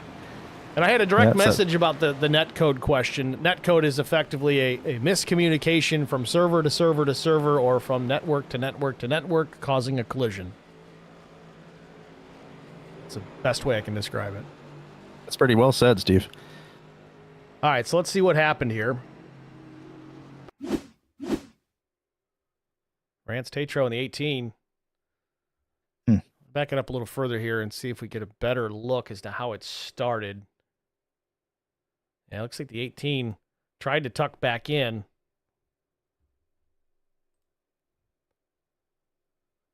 White 18 car top lane. 88's there. Yeah. Close race into the super speedway. I mean, that's just kind of the recipe. Boy, I hate to see this 24 get turned into that wall again, but boy. Yeah, somehow we managed to get back out there, but he hit it hard again. Jeez.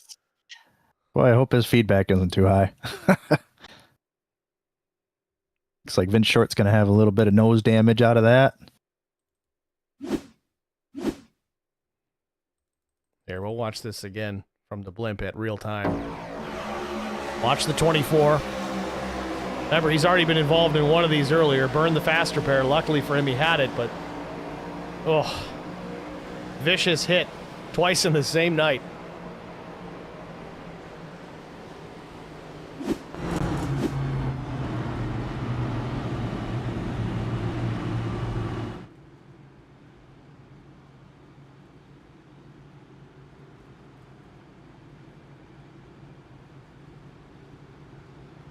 So how do they line up now?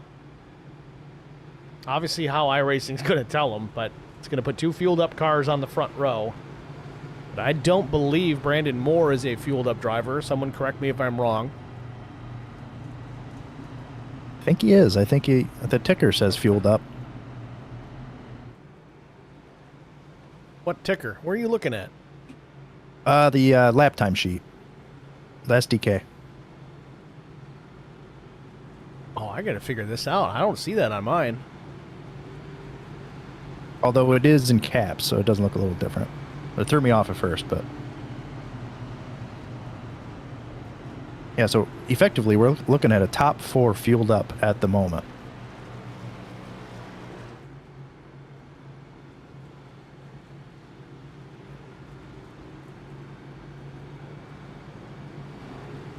Okay. I found what you're referring to, but your screen shows it and mine doesn't unless I click the link. So that's helpful to have. That's a plus. Interesting. I may be able to add that on mine, so we'll have to do some research this week so if I can get that going, because that's a huge help.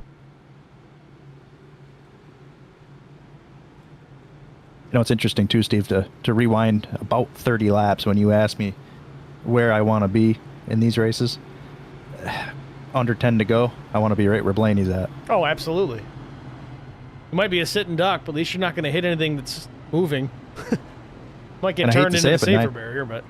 yeah, we've seen that a couple times for sure, but I don't know, with a single green-white checkered flag, I want to be that first car.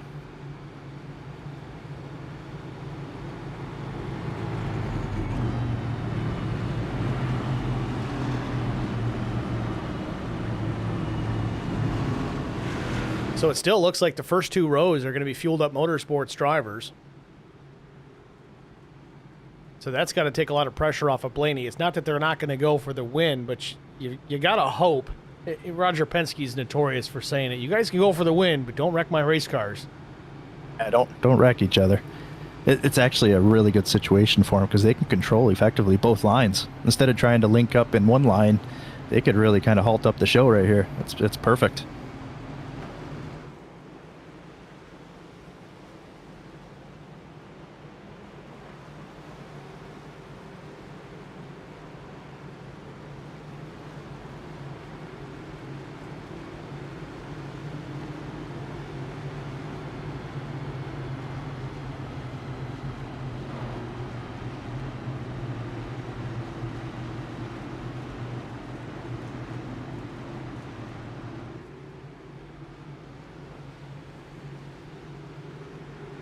Looking down through the line of lap times here, Jeffrey Goodpaster right now holding the fastest lap of the race with a 45:59.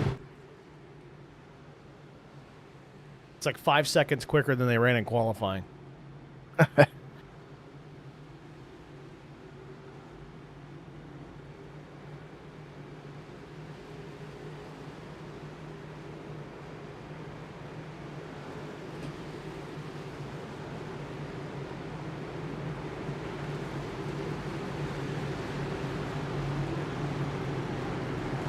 So it appears this will not count towards a green-white checkered finish, though. We're going to get one.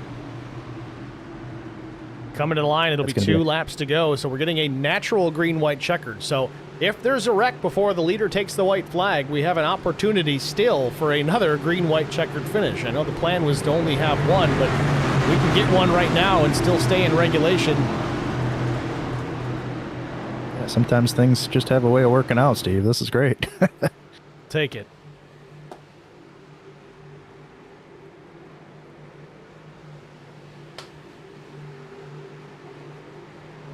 Pace car comes to pit lane. Green flag.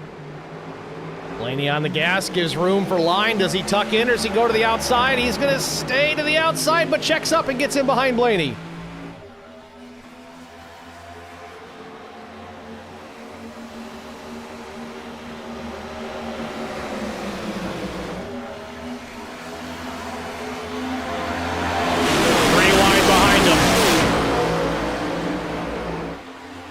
Do they make it back to the white flag? Blaney and Nathan Line running 1 and 2. Moore in the 3rd spot in behind Line. DePasquale leading the top lane. And look at Jim Treat. Went to the back early in this race and now battling in the top 5. Coming down to start finish, and we got a wreck. Does the caution come out? Coming to start finish. White flag is in the air. He doesn't throw it. Final lap from Daytona. Johnny DePasquale now to the front and disqualifying. It's turned by Treat. He goes around. Now they're going to run back to the finish line. Jason Blaney out in front. Treat with no drafting help. Nathan Line all over the back bumper, and here comes a 3rd fueled up Motorsports car to the rescue. Treat's going to have to tuck in behind the top 3 as they roll down the back straightaway. Barney put the yellow flag in his pocket. What's Nathan Line going to do here, Steve? He's got time. 3 teammates, and now the 72 Estange goes to the top of the racetrack. That's going to slow all 3 of these drivers down, giving an opportunity to Treat. Off turn number 4, what's going to happen? Switching lanes, Treats goes to the top side of the racetrack. Coming to start finish, checkered flag waves, and Jason Blaney wins it in a 3-way photo finish for 2nd, 3rd, and 4th. A heck of a run for Jim Treat there, just keeping his eye on the prize and got a P2 out of that. Good run. Treat takes the 2nd spot. Stange gets 3rd, but Treat breaking up the Fueled Up Motorsports 1, 2, 3.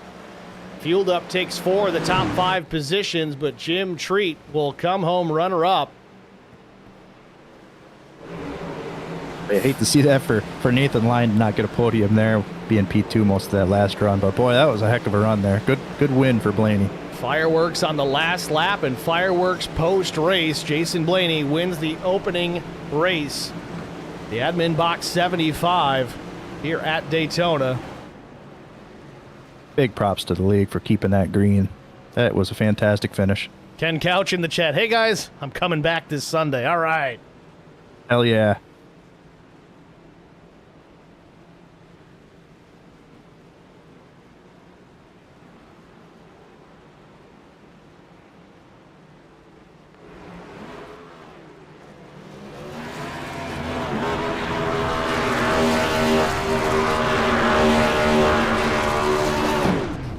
That's a hell of a burnout.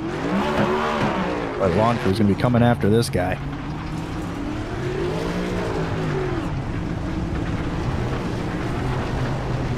Not as bad as doing a burnout over the bricks at Indy. Uh-oh. Ooh. So Canals No told him to hit post-race the wall. inspection for that. Yeah. Make sure you get that right fender a little bit in for me.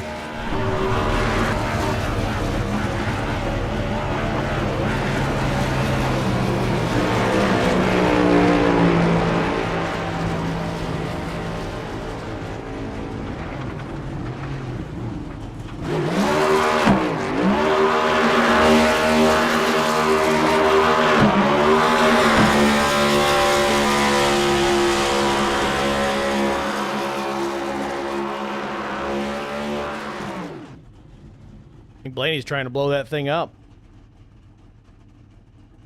Certainly a very happy Jason Blaney here in the Trialville celebrating. We're going to step aside, get a break out of the way, and we'll be back with our top 3 finishers after this. Stay with us. We'll be right back.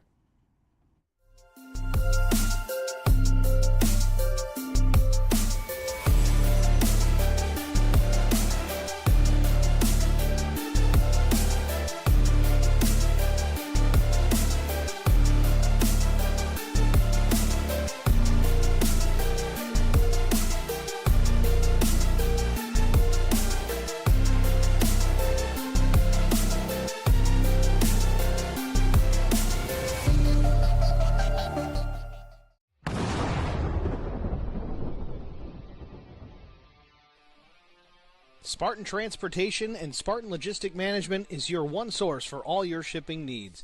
53-foot dry van shipments, auto transport shipments, full-service in-house brokerage, drop lot facilities, just-in-time deliveries to all auto manufacturers, facilities in St. Louis, Missouri, Kansas City, Missouri, and Indianapolis, Indiana.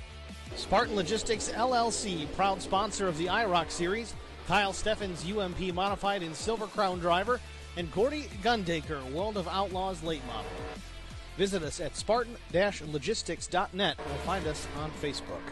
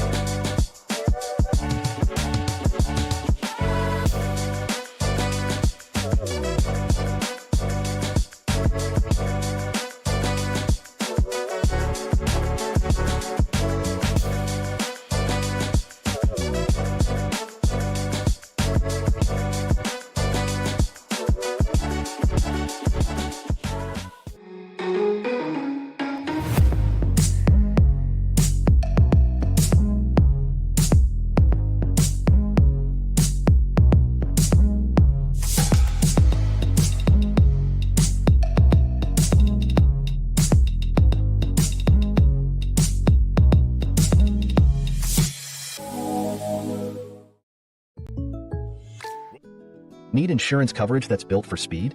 Frank Yea's office in South Charleston has your back. Whether you're blazing down the highway, protecting the home you've built, or setting up a legacy for your family, we've got the coverage you need. Auto, home, life, fast, simple, and made for you. Scan the QR code on your screen now to explore all our services and start a free quote today. Lock it in, save it for later, or call us at 304-744-7700 to get started.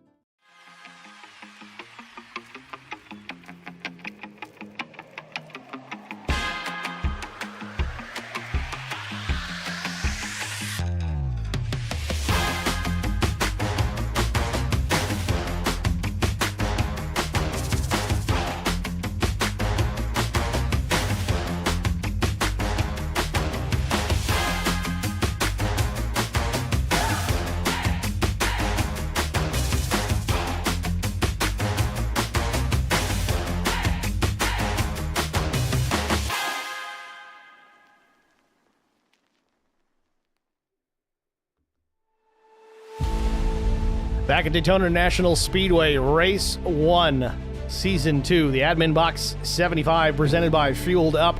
In the books here at Daytona, Jason Blaney, last season's champion, picking up race win number 1. Getting that one out of the way early here. Driver that number 22 Admin Box Ford Mustang. We'll pull him up into the broadcast booth and get a word with our race winner. Jason Blaney, it's Steve and Zach Millett in the Track Limits Network broadcast booth. You got a copy? I gotcha. Blaney, long time no talk. Good to see you back in action and back in victory lane. Started this thing in the 9th spot. Kind of uncharacteristic from what we expected to see the 22 do tonight. But once you got that thing out in the pack, avoided some chaos, fixed some damage, and held off your own teammates there at the end. Walk us through the closing laps of this race. Treat coming from the back, almost getting you there at the end.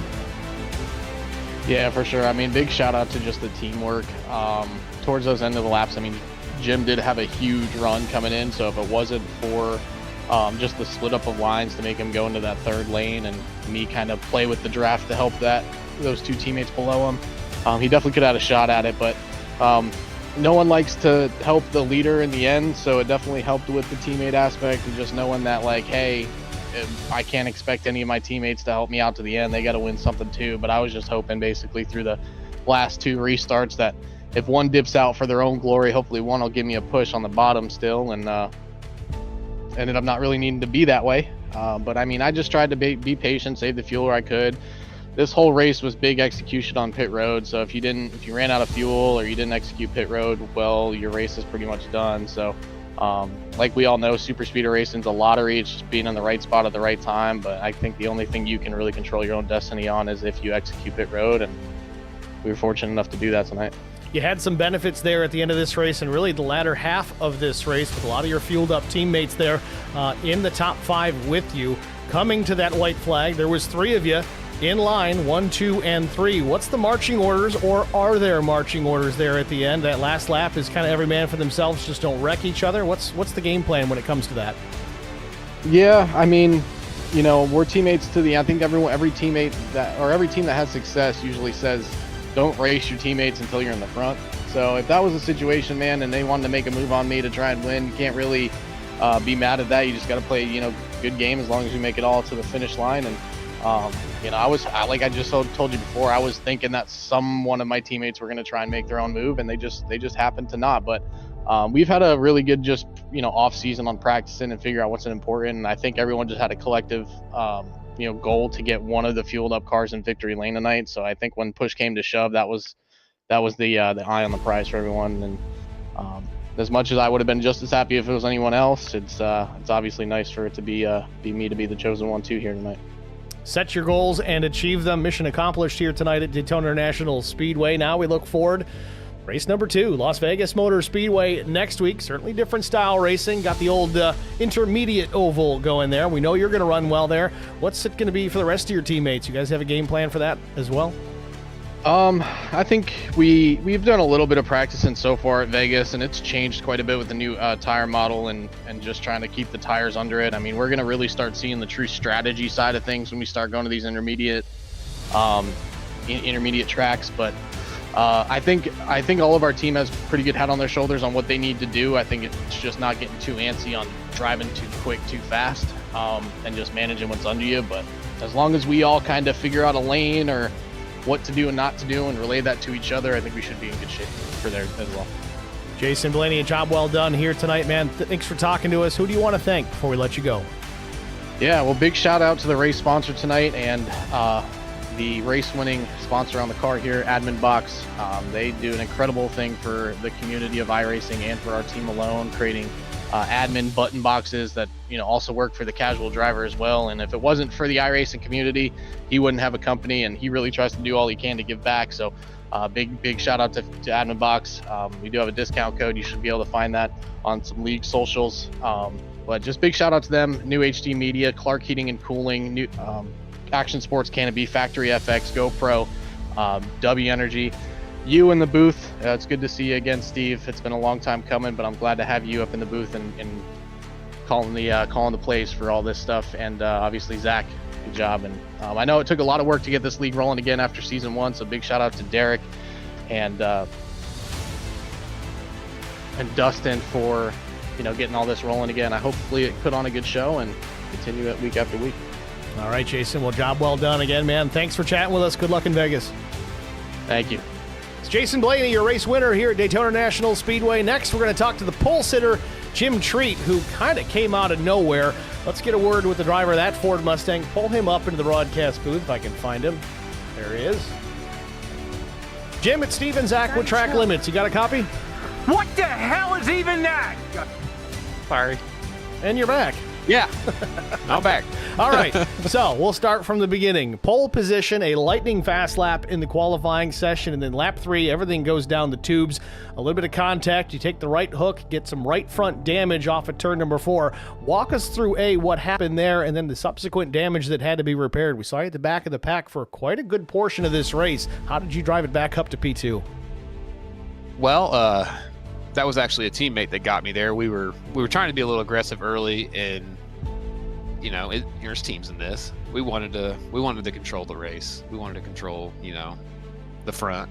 So we were trying to just kind of work our way back up there, and we were being a little aggressive. I think Chris left hooked me a little bit. I'm not sure. I haven't seen it yet.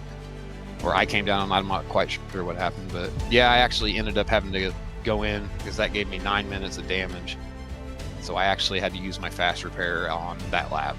So I got kind of conservative and relaxed for a little bit, and then waited for the right time to make the moves there. But yeah, that ended up working out really well, being patient with it. So certainly took care of the race car throughout the duration of the race. Then we came down to effectively a natural green-white checkered. Things kind of went crazy there coming to the white flag. Barney held the yellow in his pocket. Then you had the fueled-up motorsports drivers ahead of you, and it was just a matter of waiting for them to make a move. Did you expect any of those drivers to pull out to try and make a move, or you think you're just going to have to settle in behind? I was actually really surprised that they pulled out and gave me an opportunity to pull up beside to grab a side draft and try to get another position. I think I grabbed 2 there at the end. I'm not quite sure. I think it was pretty close. But yeah, right there on that last lap with I don't know to say his name, Scotty. I was getting so many bumps from behind there, and momentum was so high, and I really wish that didn't happen with him. I think I hooked him a little bit. It gets so intense right there, and hopefully if he's listening, I don't mean that wasn't my intention, and I really hope that doesn't transition to the rest of the season. But that was definitely that's an awesome last lap there, though, and I was definitely surprised to see them pull out there. They were just telling me in a different chat. They said, yeah, I was trying to door you to slow you down, so I was trying to side draft you to pull you back, so it doesn't matter.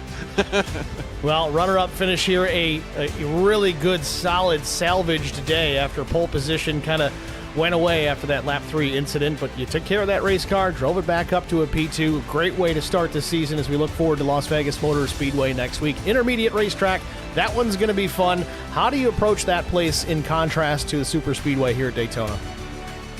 Well, this strategy series kind of separates, even if you're a great driver to win a lot of races, you still got to take care of your tires, and that's what's going to boil down to is your tire strategy, taking care of your tires. I'm not quite sure on the weather yet, but as a hot track, it's going to eat up them tires pretty good. So I think getting a good qualifying position and taking care of the tires early is going to be really key. Probably going to be some times where we do green flag pit stops and not take any tire at all and get back out on the track, and a lot of strategy is going to boil into it, and definitely excited for that because that makes for some fun racing. Certainly, for sure. Certainly looking forward to it, Jim. Job well done here tonight. Who do you want to thank before we let you go? Definitely want to thank ZeroX for all the hard work putting this league back together. It was fantastic last year, and I'm glad we brought it back. You can follow us on YouTube and Facebook. Big shout out to Precision Speed Solutions, precisionsetups.gg for sponsoring and everything for me, myself, and a few other drivers in here. Carson Youngblood and his diecast company. I think they're providing some diecast for this league, which is pretty cool. And yeah, you guys for fantastic broadcast. I was watching quite a bit of it, much as I could anyway, while I was under caution, I guess. So fair enough. Great job. All right, Jim. Well, again, congratulations on P2 here at Daytona. Thanks for talking to us. Good luck next week in Las Vegas. Thank you, guys. Jim Treat, your runner-up here at Daytona. Next, we'll talk to the number 72 fueled-up motorsports driver, Chris Stange, out of Flagler Beach, Florida. We'll pull him up into the booth if I can find him as well. Okay. Chris, it's Steve and Zach with Trek Limits. You got us? Yeah, I got you. You got me? Got you loud and clear. Chris, congratulations, man. Great run here tonight. 11th place qualifying effort, but a 3rd place finish. Zach even talked about you later stages of this race, kind of lurking just inside the top 10, and I didn't even make the connection there that your teammates were up there battling for the race lead, and then all of a sudden this thing starts getting down to closing time. You're right there in the hunt. Walk us through the closing laps of this one, the decisions of you and your teammates to make a move on that final lap for the race win. You just kind of got to go where they ain't, and we had an opportunity to pop up into the top lane with a teammate behind me and a teammate leading that line, and just kept pushing and hope we get there at the end. And hate that, Johnny got wrecked out there in the front. That really hurts. And a few of our other guys got kind of taken out in that mess. But, one teammate with the win, 3 of us in the top 4, podium finish. Good day. Certainly a solid day. Great way to start the season. Las Vegas Motor Speedway, though, next week. Again, different style racing. We've kind of had that conversation with the top 2 already. How do you independently approach Las Vegas next week compared to Daytona? Kind of the same mentality. Keep the car clean, be there at the end. Try not to wear your stuff out. I personally enjoy Vegas quite a bit. I expect to be running up front next week, putting in a good show there. So looking forward to it. Good momentum coming off a third. And Vegas is a good racy track. Looking forward to it. All right, Chris. Well, job well done here tonight, man. Who do you want to shout out to? Shout out to you guys. Excellent broadcast. I've watched you for years. Actually finally getting a race in front of y'all, so appreciate that. Shout out to the ZeroX guys and all they do. It was a lot to pull this together, so shout out to the ZeroX crew, and then of course to my field up. Our whole team. We got half the field out here, I think, but shout out to Blaney. He's the boss man, so good to see him get a win for admin Boxx up there and sponsoring the race. Big thanks to all our partners here with Action Sports Canopies and ABN, GoPro, Clark Heating and Air, Swift Home Buyers. We got a whole bunch of them on there. New HC Radio. And a big shout out to my family and all the people we got out there watching and rooting for us. And thanks for a good finish. Sounds good, Chris. Thanks for talking to us. Thanks for the kind words, man, and good luck next week. Appreciate you. Thank you. Chris Danger, third place finisher here in Daytona. That's going to do it for the interview portion of tonight's broadcast. Let's take a look here at our race results. Of course, we talked to Jason Blaney, Jim Treat, Chris Danger already. Fourth place was Nathan Line. Fifth went to Rance Tatro. Still working on it. Wesley Jeanette was 6th. Chris Peria was 7th. Vincent Short salvaged an 8th place finish after that. Not a solid qualifying run for Vince, which is very uncharacteristic for what we usually see out of that number 15 on these super speedways, but held in there at the end. Top 10 for the 15.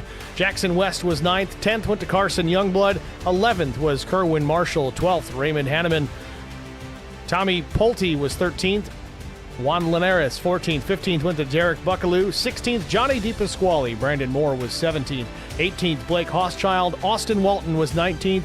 Jeffrey Goodpaster, 20th. 21st, Jason Aranchak. Chris Cornett, 22nd. 23rd, Don Cartwright. Michael Thorne, 24th. And last but not least, 5 laps down in 25th was Patrick McClendon. A solid race to start the season here. The Admin Box 75 from Daytona presented by Fueled Up. Again, more racing action coming at you here at Track Limits Network next week from Las Vegas Motor Speedway. This was a good one, Zach. I was certainly impressed with how these guys put on a show tonight. They were patient up until the very end, which you don't have time to be patient in the closing laps of these things. Yeah, these are the races that you don't mind getting a little aggressive at the end and seeing maybe a caution or two. But to be that clean throughout the entire race says a lot, and I think it's a pretty darn good start to this league. And man, I'm not gonna lie, I'm looking forward to Vegas. It's going to be a fun one for sure. I want to thank the sponsors one more time before we get out of here. Of course, Admin Box jumping on as the title sponsor of tonight's race. Check out adminbox.com for their new Admin Box 4.0. Check those guys out. And just keep a close eye. We did catch that discount code earlier on in the event on the TV panel of the back of one of these Fueled Up Motorsports race cars. I want to say I remember what it was, but I don't want to tell you the wrong thing. So maybe go back, watch the replay, watch some close-in cars. We tried to get a shot of it, but thanks to Admin Box for jumping on and helping us out there. And, of course, the sponsors of the series in general, ZeroX Media and Design. Of course, Admin Box again, Snowbelt Industries, Youngblood Racing, and Fueled Up. Thank you guys all for tuning in here tonight. Thank you, Zach, for joining us here in the booth. We congratulate Jason Blaney picking up race win number 1 of the season. Thank you guys sincerely in the stream chat. All of you jumping in, giving us your 2 cents. A lot of familiar names, a lot of new names. Either way, we thank you for being here. If you haven't already done so, like and subscribe to the channel. Hit that thumbs up. The likes help push these videos out to some fresh eyeballs, some people that may not have ever seen a Track Limits Network broadcast, and maybe some guys that want to race in your league future sometime down the road. So that's a positive for both of us and the league. The subscribe button is important so you can follow all the action, not just here in this series, but all of the series that we broadcast here at Track Limits Network. And turn on those notifications in case you were planning to watch the race, and as life always gets busy, we forget. You get a notification on your phone, which some of us kind of hate these days, but that's an important one. So click the bell, click the like button, click subscribe, then have a good night. Thanks for watching, everybody. We'll see you next week.